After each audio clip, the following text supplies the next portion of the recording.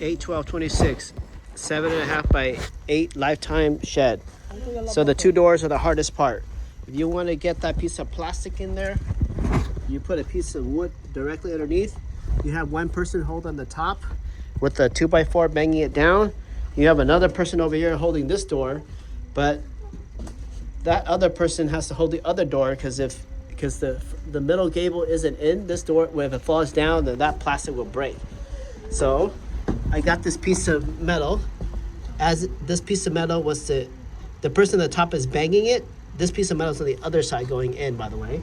So I'm from the outside. Once they bang it down, if I can fit this thing through the other way, then I'm going to pull it out. Then I'm going to put the